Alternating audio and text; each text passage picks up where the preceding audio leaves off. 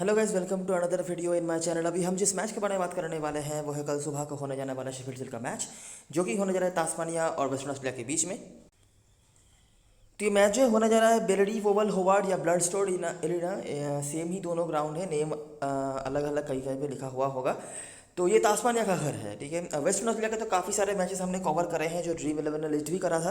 Tasmania के लेकिन ज़्यादा मैचेस हमने कवर नहीं करा है, ड्रीम 11 ने दिया भी नहीं था ज़्यादा मैचेस।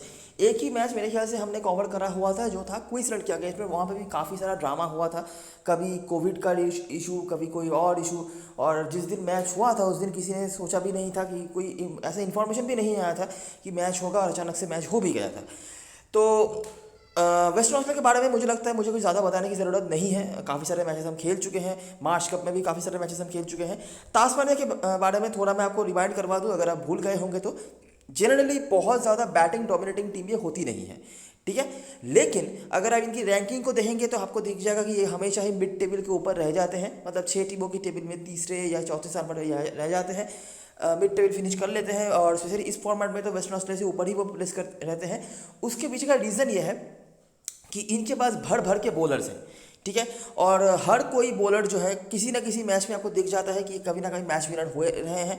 बैटिंग भले ही इनकी उतनी अच्छी नहीं हो, लेकिन बॉलिंग इतनी अच्छी है ना कि अगर कहीं से ये 300 रन भी बना देते हैं तब भी इनके पास ये एबिलिटी होते हैं कि ये लीड लेकर दूसरे से बैटिंग करने आए, ठीक है। और ये चीज़ अगर आपने लास्ट मैच का वीडियो भी देखा होगा तब भी मैंने बताया हुआ था कि आप भले ही आप इनके बैटिंग को लेकर ज़्यादा भरोसा नहीं दिखा सकते हैं, लेकिन बॉलिंग इनकी बहुत ही अच्छी होती है। और ये किसी भी फॉर्मेट में ये चीज़ लागू होता है।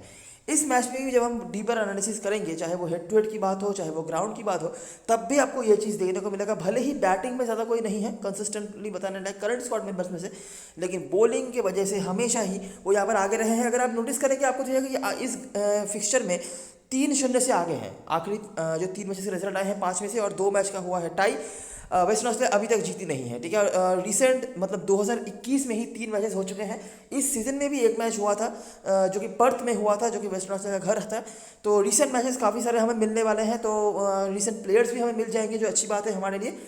इस राउंड पे अगर रिकॉर्ड्स की बात करें तो उतना खास रिकॉर्ड नहीं है, मतलब डोमिनेटिंग कुछ नहीं है, लेकिन वो जीते ही ज़्यादा है, ठीक है। आप देख सकते हैं 7 मैच जो खेले हैं, और सबसे बड़ी बात नोटिस करो कि हर एक मैच का रिजल्ट आया है। तो इससे ये तो आप समझ ही सकते हैं कि तास्मानिया का मैच होने का मतलब यही है कि आपको मैच 4 दिन के भीतर ही खत्म होता हुआ दिख जाएगा, क्योंकि उनकी बॉलिंग अच्छी है तो वो ओपोनेंट को ऑल आउट कर देते हैं, उनकी बैटिंग अच्छी नहीं है तो वो खुद भी ऑल आउट हो ही जाते हैं, ठीक है। उसके बाद देखना पड़ता है कि कौन सा टीम कितना अच्छा बॉलिंग कर चुका है और कैसे कैसे रिजल्ट आए हैं। लेकिन रिजल्ट जो है तास्मानिया के मैचेस में आपको जनरली देखने को मिल जाता है, और इस ग्राउंड में भी यही चीज़ हमें देखने को मिल रहा है, क्योंकि तास्मानिया का घर है ये। जो चीज़ हमें आपने पहले भी देखे होंगे, ईस्टर्न ऑस्ट्रेलिया साउथ ऑस्ट्रेलिया के मैच में हमें मतलब हिस्टोरिकली उतना सा देखने को नहीं मिलता था। इस सीज़न में हालांकि कुछ इंक्लूशंस करे हैं वेस्टर्न ऑस्ट्रेलिया ने, कुछ परफॉर्मेंसेस में इंक्रीज हुए हैं, तब जाके चीज़ें अच्छी भी जा रही हैं। लेकिन हिस्टोरिकली ये उतना अच्छा उनके लिए नहीं जाता था, डिस्पाइट बैटिंग उनका अच्छा होता था, बॉलिंग अच्छी नहीं होती थी, ऐसे कुछ चीज़ें होते रहते हैं, ठीक है। अभी हम देखेंगे कि जब ये दोनों टीमें आमने सामने होती हैं तो क्या होता है। ज़्यादा प्रीव्यू करके कोई फ़ायदा नहीं है। वेस्टर्न ऑस्ट्रेलिया के बारे में मैंने कुछ बताया नहीं है, आई होप आप सबको पता चली गया होगा क्या क्या हमें एक थॉट प्रोसेस क्या होता है वेस्टर्न ऑस्ट्रेलिया की टीम के बारे में। अच्छा, पहले हम इस मैच से स्टार्ट करते हैं, ठीक है। ये है 2019 का मैच, होबार्ट का मैच है। तो होबार्ट के मैचेस में हम ज़्यादा प्रायोरिटी देंगे, लेकिन ज़्यादा मैचेस होबार्ट में नहीं हुए हैं, तो इसीलिए पर्थ वाले मैचेस को भी हमें थोड़ा बहुत देखना पड़ेगा, ठीक है। देखो क्या हो रहा है। पर्थ में मैच हुआ, वेस्टर्न ऑस्ट्रेलिया बना 337, बहुत बड़ा स्कोर नहीं था। करंट स्क्वाड मेंबर्स में से बैंक्रॉफ्ट, जॉश फिलिपी और कैम ग्रीन के यहाँ पर कुछ स्कोर्स हैं। अच्छा, नोटिस करो तास्मानिया के जो बॉलर्स हैं, अब ये बॉलर्स बदलते रहते हैं, ठीक है। हमेशा एक सेट के बॉलर्स नहीं खेलते हैं, कभी कोई और कभी कोई और, लेकिन उन बॉलरों का परफॉर्मेंस किस लेवल पे जा रहा है आप नोटिस करो, ठीक है। देखो मेरेदिथ थे, बर्ड विकेट से उन्होंने निकाला। तास्मानिया की बैटिंग भी उसी रेंज की रही। मैथ्यू वेड कमाल का परफॉर्मर ये रहे हैं, लेकिन ये अवेलेबल नहीं है, चाहे वो ग्राउंड में हो। एकमात्र बैट्समैन है तास्मानिया की टीम में जो इस ग्राउंड में भी कमाल के कंसिस्टेंट थे, और हेड टू हेड रिकॉर्ड तो मैं आगे आपको दिखा भी दूंगा। तो उनका यहाँ पे बहुत ज़्यादा एक कमी खलने वाली है तास्मानिया की टीम को। बाकी प्लेयर्स में से आपको सैलेब जुएल, जॉर्डन स्टील के कंट्रीब्यूशन दिख जाएंगे। झाई रिचर्डसन ने 3 विकेट यहाँ पर निकाला हुआ था, ये पर्थ वाला मैच है, नोटिस करना। बाकी ग्रीन के भी यहाँ पर कुछ विकेट्स थे। वेस्टर्न ऑस्ट्रेलिया की बैटिंग उतनी भी अच्छी नहीं रही थी दूसरे इनिंग्स में भी।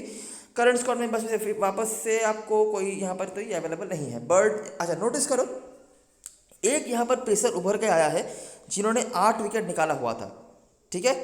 अभी मैं ये ऐसा नहीं कह रहा कि इनसे ज़्यादा शायद किसी ने पॉइंट नहीं दिया होगा, हो सकता है इनसे ज़्यादा कोई पॉइंट देके जाए, ऐसा भी हो सकता है कि ये हाईएस्ट पॉइंट स्कोरर हो, लेकिन कोई एक या दो पेसर हमेशा ही तास्मानिया की तरफ से आपको देखने को मिल जाए। ये तो सिर्फ अभी सिर्फ शुरुआत है।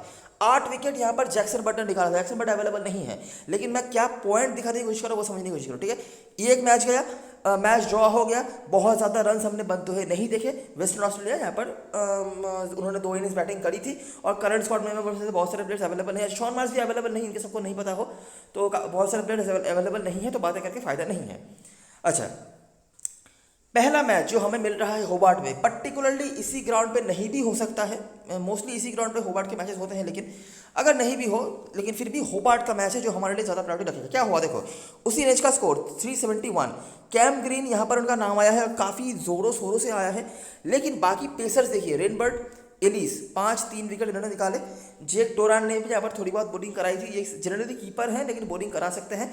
तास्मानिया की तरफ से वेबस्टर जो इस फिक्चर में बहुत ही बढ़िया रिकॉर्ड होल्ड करते थे। बाकी वाकिम one of the inconsistent names में से हैं जो इस ग्राउंड पे कभी कभार आपको इनका नाम दिख जाता है। बाकी बॉलरों में से डेविड मूडी करंट स्क्वाड में है, पेरिस करंट स्क्वाड में है, इन्होंने विकेट्स निकाला था। वेस्टर्न ऑस्ट्रेलिया उसी रेंज में स्कोर्स बन रहा है, लेकिन थोड़ा यहाँ पर कम ही बन गया 253। ग्रीन यहाँ पर भी चले थे, पेरिस की बैटिंग काम पे आई थी। नोटिस करो जो चीज़ मैं बताने की कोशिश कर रहा था, देखो एलिस 3 विकेट यहाँ पर, एलिस फिर से यहाँ पर आए, इन्होंने यहाँ पर 6 विकेट निकाला हुआ था। अभी ग्रीन ने यहाँ पर बहुत बड़े बड़े रन्स बनाए थे, तो ग्रीन शायद इस मैच में ड्रीम टीम के कैप्टन बने भी होंगे, लेकिन एलिस 9 विकेट यहाँ पर निकाल रहे हैं, ठीक है। क्या इफेक्ट डाल रहे हैं तास्मानिया के पेसर्स, कोई एक पेसर तो मिनिमम आ ही रहा है, 2 भी आ सकते हैं, आगे हम वो भी देखेंगे, तो वो चीज़ नोटिस करो, ठीक है। पेरिस हालांकि यहाँ पर उनका भी परफॉर्मेंस आया था, 5 विकेट और 93 रन। यहाँ पर तास्मानिया ने जीत हासिल कर लिया, पेरिस ने यहाँ पर भी बॉलिंग अच्छी करी थी। तो लास्ट जो मैच हुआ था इस ग्राउंड पर, ये परफॉर्मर्स हमें देखने को मिले थे। Joel Paris, Cam Green, Nathan Ellis तो चलिए नहीं है, डोरान आए थे, मैकडरमॉट आए थे जिन्होंने यहाँ पर बैटिंग से कंट्रीब्यूट करा था, और डेविड मूडी स्क्वाड में है लेकिन मोस्टली खेलेंगे नहीं। सैम रेनबर्ड आए थे जिन्होंने 5 विकेट निकाला हुआ था, और रेनबर्ड हमेशा ही वेस्टर्न ऑस्ट्रेलिया का अच्छा करते हैं, ये देखा गया है, और बस यही। लेकिन at the end of the day Tasmania ने जीत हासिल कर लिया। और ये देखिए होबार्ट के मैच है, जैसे ही होबार्ट का मैच आया यहाँ पर जीत गई तास्मानिया की टीम, और दोनों ही मैच पर आप देख सकते हैं कि वेस्टर्न ऑस्ट्रेलिया को उन्होंने ऑल आउट करा था, और लास्ट डे में जाकर भी 235 का टारगेट जो था, जो कि निहायत ही इतना ईजी था नहीं, 60 ओवर्स उन्होंने चेस भी करा था लगभग 4 के आसपास रन रेट के साथ, तो इतना ईजी था नहीं, लेकिन उन्होंने चेस कर लिया, ठीक है। ये होबार्ट वाला मैच है जो हमारे लिए प्रायोरिटी रखेगा। अच्छा, अभी रिसेंट 2021 में जो 3 मैचेस हुए हैं उनको भी देख लेते हैं। ये था 2021 नहीं, 2020-21 का सीजन का ये 2 मैचेस हुआ था। तो एडिलेड का एक मैच था, ठीक है। क्या हुआ था, उसी रेंज में स्कोर देखिए 300 350 के भीतर, उसके ऊपर नहीं जा रही है वेस्टर्न ऑस्ट्रेलिया अभी तक। इसी वेस्टर्न ऑस्ट्रेलिया को पहले फिक्चरों में हमने 500 रन भी बनाते हुए देखा हुआ है। अच्छा, जो भी हो, करंट स्क्वाड मेंबर्स में सिर्फ गैनन है जिन्होंने यहाँ पर बैटिंग से कंट्रीब्यूट करा था। फिर से देखिए एलिस, बर्ड, सीडल, भले ही ये प्लेयर्स अवेलेबल नहीं हो, लेकिन मैं कहना चाहता हूँ कि इनका परफॉर्मेंस नोटिस करो, ठीक है। तास्मानिया ने यहाँ पर काफ़ी अच्छी बैटिंग करी थी। मैकडरमॉट फिर से इनका नाम आ रहा है, बाकी वेट तो अवेलेबल नहीं है। बाकी देखिए पेसर्स का बैटिंग से भी कंट्रीब्यूशन है। लैंस मॉरिस ने यहाँ पर 5 विकेट निकाला हुआ था। वेस्टर्न ऑस्ट्रेलिया ने यहाँ पर काफ़ी बड़ा स्कोर खड़ा कर दिया था 436 का। ग्रीन कुछ कंट्रीब्यूशंस इनके हैं, डार्सी शॉट के हैं, बैंक्रॉफ्ट और वाइटमैन ने यहाँ पर 100 मारा था। ये हुआ था एडिलेड में, और आपको पता ही होगा एडिलेड में कैसे मैचेस होते हैं। तो ये मैच भी ड्रॉ ही हुआ था, जहाँ पर ग्रीन के यहाँ पर विकेट्स भी थे केली के साथ, बाकी कोई बताने के लिए यहाँ पर कुछ नहीं है। अच्छा, अगला मैच और पिछले सीजन का दूसरा मैच ये भी हुआ था पर्थ में। अच्छा, 2 मैच आपने देखा था टाई हुआ था, ठीक है। एक ये था जो पिछले सीजन का था एडिलेड वाला, और उसके पहले वाले सीजन में पर्थ में भी एक मैच टाई हुआ था, और दोनों ही मैच में वेस्टर्न ऑस्ट्रेलिया को बैटिंग ज़्यादा मिली थी, उन्होंने बैटिंग सही भी करा था। अभी एक मैच का आपने देखा कि रिजल्ट आया था जो होबार्ट में हुआ था, वो मैच हमारे लिए ज़्यादा प्रायोरिटी रख रहा है, और वहाँ पर हमने क्या नोटिस करा, वेस्टर्न ऑस्ट्रेलिया को 2 बार बैटिंग तो मिली, लेकिन वो फिर भी कुछ नहीं कर पाए और 20 विकेट गिरे। अभी देखो पर्थ वाला एक मैच है, ठीक है। तास्मानिया ने यहाँ पर बना दिया 514। बॉलरों में से ही देखो एक बॉलर का यहाँ परफॉर्मेंस आया, बाकी वेट और वेबस्टर दोनों ही अवेलेबल नहीं है। करंट स्क्वाड के बॉलरों में से जोएल पेरिस जिनका नाम यहाँ पर फिर से आ रहा है गैनन के साथ, वेस्टर्न ऑस्ट्रेलिया की बैटिंग अच्छी नहीं रही। बैंक्रॉफ्ट, वाइटमैन दोनों ओपनर्स ने कंट्रीब्यूट करा, ठीक है। लगातार दूसरे इनिंग्स में इन दोनों प्लेयर्स का नाम आ रहा है, और किसी का नाम यहाँ पर बताने के लिए नहीं है। बाकी बॉलर्स तो हैं ही तास्मानिया के जिन्होंने यहाँ पर दबोच के रख दिया पूरी बैटिंग को। तास्मानिया की बैटिंग यहाँ पर थोड़ा सा लड़खड़ा गई थी, लेकिन फिर भी उन्होंने डिक्लेयर दे दिया, काफ़ी बड़ा लीड था उनके पास। गैनन यहाँ पर आए थे, विकेट निकाला। Western Australia 304 chase of course वो नहीं कर पाए। जोएल पेरिस कई बार इनका नाम आ रहा है इस पिक्चर में, ग्रीन का नाम आ रहा है, शॉन मार्श इंग्लिश अवेलेबल नहीं है। फिर से देखिए बॉलर्स क्या इफेक्ट डालते हैं। रेनबर्ड मैंने आपको बताया कि हमेशा ही ये अच्छा करते हैं वेस्टर्न ऑस्ट्रेलिया के अगेंस्ट में। बर्ड, लॉरेंस निस्मिथ, ये कुछ परफॉर्मर्स से जिन्होंने परफॉर्म करा, और तास्मानिया बहुत ही बड़े मार्जिन से यहाँ पर जीत रही है। ठीक है, ये पर्थ में हुआ था जो कि वेस्टर्न ऑस्ट्रेलिया का घर भी होगा, आपको पता होगा। और इस सीजन का जो मैच हुआ ये भी पर्थ में ही हुआ था। फिर से वही चीज़ देखिए, 238, ज़्यादा रन भी बनाने नहीं दिया। झाई रिचर्डसन के परफॉर्म कर रहा था, कार्टराइट और जॉश फिलिपी जो इस सीजन में काफ़ी बढ़िया परफॉर्मेंस कर रहे हैं, आप किसी भी तरीके से इनको इग्नोर नहीं कर सकते, अच्छा कर रहे हैं। बाकी बॉलरों में से सिडल, बेल, लॉरेंस, नील स्मिथ, ये इस मैच में बैटिंग करने के बाद ऐसा कुछ होगा जब वो इंजर्ड हो गए थे, लेकिन जब तक इंजरी इनकी नहीं हुई थी तब तक भी इन्होंने क्या करके रखा हुआ था। देखिए 5 विकेट उन्होंने निकाला था, नाइट वॉचमैन बैटिंग करने आए थे, 60 रन बनाया था। यही चीज़ मैं आपको समझाने कितनी बार देखिए कोई ना कोई स्ट्राइक बॉलर का नाम आ रहा है तास्मानिया की तरफ से, जो ना सिर्फ बॉलिंग से बल्कि बैटिंग से भी कंट्रीब्यूट कर रहे हैं। वही बॉलर्स अभी अवेलेबल नहीं हैं, लेकिन जो भी आ रहे हैं वो कुछ ना कुछ कंट्रीब्यूट ज़रूर करे जा रहे हैं, जो आप नोटिस कर सकते हैं। बाकी बैट्समैनों में से मैकडरमॉट हैं, सिल्क हैं करंट स्क्वाड मेंबर्स में से। कार्टराइट ने यहाँ पर बॉलिंग ज़्यादा कराई थी क्योंकि रिचर्डसन को शायद कुछ फिटनेस का प्रॉब्लम था, और 4 विकेट उन्होंने निकाले थे, तो बैटिंग से भी कंट्रीब्यूट करता कार्टराइट ने, बॉलिंग से भी, शॉट का यहाँ पर परफॉर्मेंस था। वेस्टर्न ऑस्ट्रेलिया दूसरे इनिंग से भी खास कुछ नहीं कर पाए थे। व्हाइटमैन जिनका कुछ हद तक नाम आया है इस पिक्चर में, हालांकि फॉर्म को लेकर काफ़ी जूझ रहे हैं, पिछले मैच डे के पहले तक इंजर्ड भी हुए थे, अभी हालांकि वापसी कर रहे हैं वो, और कैप्टनसी भी करेंगे टीम की। रिचर्डसन ने दोनों ही इनिंग्स में यहाँ पर बैटिंग करा था। रिचर्डसन कमाल की फॉर्म पे चल रहे हैं, मतलब इंजरी के बाद से, वापस आने के बाद से क्या नहीं कर रहे हैं वो। बॉलिंग तो कमाल का कर ही रहे हैं, बैटिंग भी बहुत अच्छा कर रहे हैं, और बहुत ही सही परफॉर्मेंस उनका चल रहा है। बाकी बॉलरों में से सिडल थे, मेरेदिथ यहाँ पर आए थे इंजर्ड लॉरेंस नील स्मिथ के जगह पर, और उन्होंने भी 3 विकेट निकाला हुआ था। तास्मानिया ने चेस कर लिया वाकिम जुएल का परफॉर्मेंस इससे, और रिचर्डसन ने यहाँ पर भी हालांकि बॉलिंग अच्छी करी थी, लेकिन कोई खास फायदा हुआ नहीं। तो नोटिस करने वाली बात यह है कि देखिए दो मैच ड्रॉ हुए हैं, वहाँ पर कुछ हद तक आप फिर भी कह सकते हैं वेस्टर्न ऑस्ट्रेलिया की बैटिंग अच्छी रही, लेकिन उसके बाहर यहाँ पर हमेशा ही तास्मानिया की बॉलिंग अपर हैंड रख रही है, और काफ़ी बड़े बड़े मार्जिनों से वो जीत रहे हैं। कुछ बॉलर्स फिर भी हमने नाम देखे हैं, जैसे कि जोएल पेरिस, एक आध बार लैंस मॉरिस हमें देखने को मिले हैं, लेकिन ऐसा तो कुछ नहीं कि उनकी बॉलिंग के ऊपर डिपेंड करके, वेस्टर्न ऑस्ट्रेलिया की बात हो रही है, उनकी बॉलिंग के ऊपर डिपेंड करके वो जीत पाए। ठीक है, बैटिंग में कुछ नाम हमने देखे हैं, कंसिस्टेंटली ऑफ कोर्स नहीं, तास्मानिया की बॉलिंग के अगेंस्ट में कोई उस तरह से ज़्यादा कंसिस्टेंट हो नहीं पाते हैं, लेकिन फिर भी कुछ नाम हमने नोटिस करे हैं, जिनमें से सैम व्हाइटमैन है। हिस्टोरिकली काफ़ी फिक्चरों की तरह यहाँ पर इनका नाम आ रहा है, लेकिन अभी पता नहीं किस तरह से हम इनको मैनेज कर पाएंगे। कैम ग्रीन का नाम आ रहा है, लास्ट जो मैच उन्होंने इस ग्राउंड पे खेल के रखा था, बहुत बड़ा शतक उन्होंने बनाया था, मेरे ख्याल से दोनों ही इनिंग्स पर उन्होंने बनाए थे। बाकी करंट स्क्वाड मेंबर्स में हमें खास कुछ देखने को नहीं मिल रहे हैं। तो ये कोई चीज़ें रही। अभी अगर हम समराइजेशन पे आ जाएं तो मैथ्यू वेड आपको देख जाएगा 88 का एवरेज है उनका, और ये पर इनिंग्स का है, पर मैच का नहीं, तो आप समझ सकते हैं क्या लेवल का कंसिस्टेंसी वो रखते थे। और मैं उनके बारे में ज़्यादा कुछ हाईलाइट नहीं करवा रहा क्योंकि वो खेल नहीं रहे हैं। अगर खेलते तो definite captain vice captain material बन जाते, ना सिर्फ हेड टू हेड के लिए बल्कि ग्राउंड में। मैंने जैसे पहले आपको बताया कि एकमात्र तास्मानिया के बैट्समैन हैं जो पर मैच पे ही आपको कंसिस्टेंटली कुछ ना कुछ पॉइंट्स जगह जाते हैं। बाकी कोई भी बैट्समैन आपको तास्मानिया की तरफ से कंसिस्टेंटली देखने को नहीं मिलते हैं। 10 में से 2-3 इनिंग्स या 4 इनिंग्स मैक्सिमम देखने को मिलेगा जब वो कुछ कर रहे हैं, और ज़्यादा कुछ नहीं। आगे जब हम ग्राउंड के बारे में बात करेंगे ये चीज़ आपको देखने को मिल जाएगा। ठीक है, वेस्ट इंडीज की तरफ से कैम ग्रीन पिछले सीजन के 2 मैचेस और इस सीजन का जो 1 मैच हुआ है उसके पहले तक उनके काफ़ी अच्छे परफॉर्मेंसेस थे, thanks to the 150 not out जो उन्होंने बनाया था होबार्ट के ग्राउंड पर। लेकिन उसके बाद से लास्ट के 6 इनिंग्स मिलाकर उन्होंने बनाए हैं सिर्फ 80 रन। लेकिन हाँ, अभी कैम ग्रीन फॉर्म पर वापस आ गए हैं, जैसे कि हम देख सकते हैं धीरे धीरे उन्होंने अपना मोमेंटम भी गेन करना शुरू करा है। उम्मीदें इनके ऊपर काफ़ी होंगी। ठीक है, एकमात्र 100 जो है वो इसी ग्राउंड पर उन्होंने लगाया हुआ था, जो हुआ था हमने देखा होबार्ट का मैच में 2 सीजन पहले। बाकी शॉन मार्श का है तो हमेशा ही रहता ही है, लेकिन वो अवेलेबल नहीं है। बॉलरों में से तास्मानिया की तरफ से खास कुछ बताने के लिए नहीं है क्योंकि इनके बॉलर्स चेंज होते रहते हैं, लेकिन हमेशा ही इनके बॉलर्स इफेक्टिव होते हैं, ये तो आपने देख ही लिया।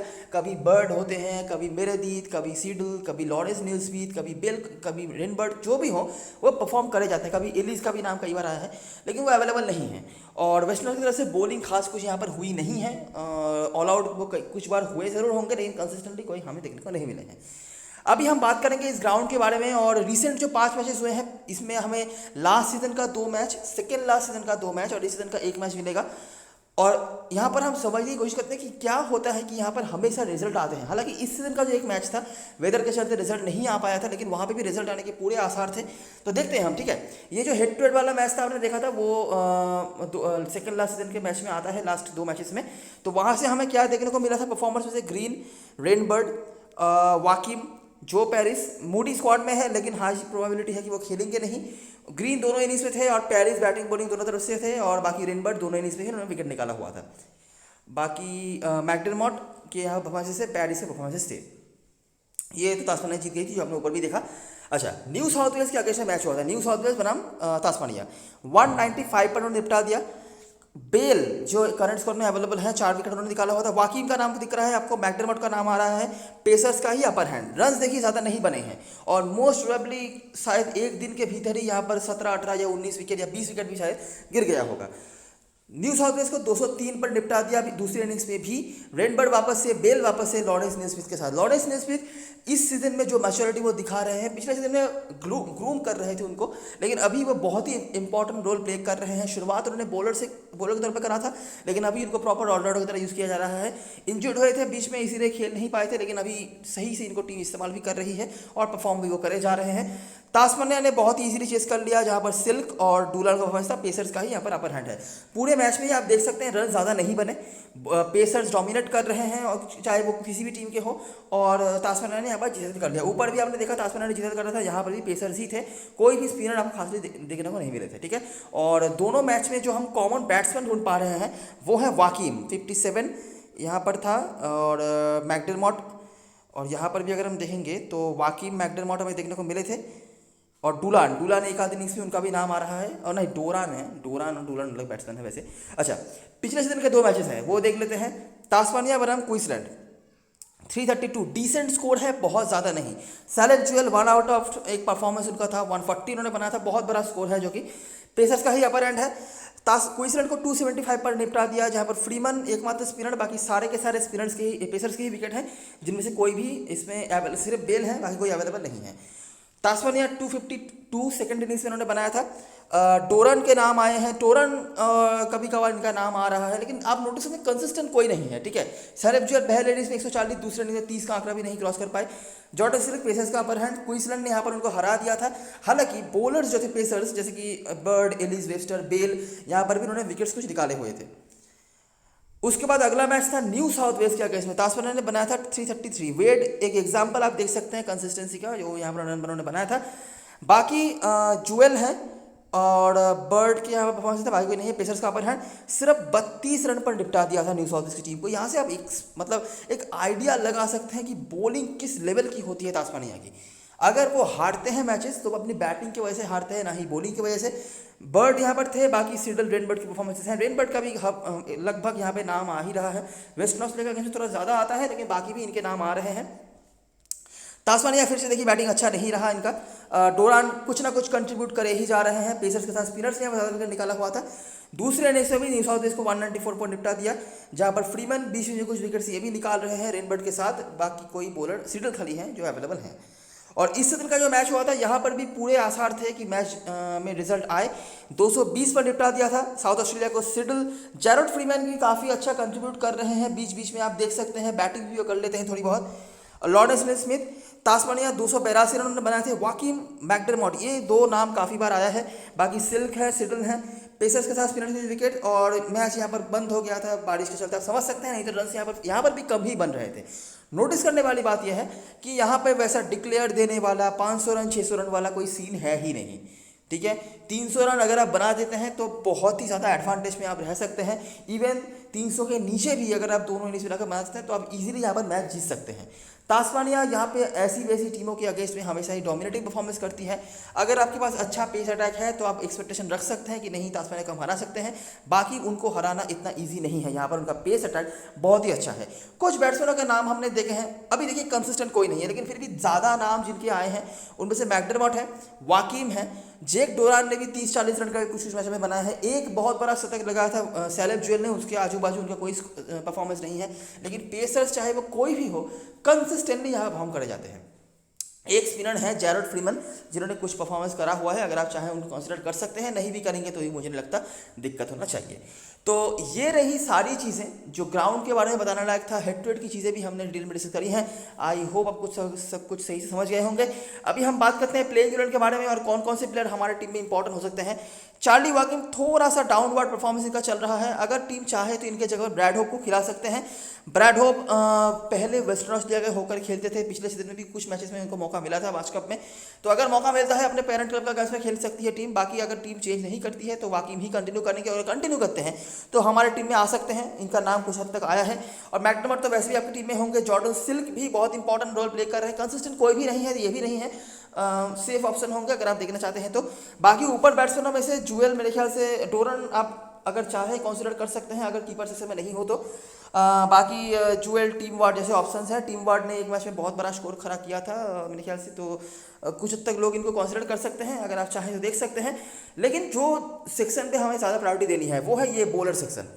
पीटर सिडल, लॉरेंस नेस्मिथ हम गलती से भी नहीं छोड़ सकते। रेनबर्ड मैं हमेशा कहूँगा कि वेस्टर्न ऑस्ट्रेलिया के अगेंस्ट में आप इनको लग सकते हैं, ठीक है, अच्छा करते हैं। और इनकी टीम में ऐसे काफ़ी सारे प्लेयर्स हैं जिनको लेफ्ट आर्म मीडियम पेसर्स के अगेंस्ट में प्रॉब्लम्स होती हैं, ये हमने नोटिस करा है। तो यहाँ पर इनका काम आ सकता है। अगर आप रेनबर्ड नहीं लेना चाहते तो फ्रीमैन को ले सकते हैं। फ्रीमैन बैटिंग भी अच्छी खासी कर लेते हैं और इनका बैटिंग ऑर्डर भी ऊपर ही होगा, यहाँ पर मैंने नीचे नाम लिखा है वैसे।